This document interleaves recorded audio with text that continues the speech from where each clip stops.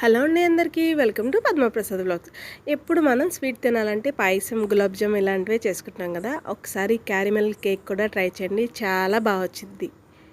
పంచదారని water పోయకుండా brown colour వచ్చేదాకా పాకం తీసుకొని దీన్ని మనం ఏ బౌల్లో అయితే క్యారమెల్ కేక్ చేస్తామో ఆ బౌల్లో వేసేసి మొత్తాన్ని చల్లారి పెట్టేసుకోవాలి పక్కన.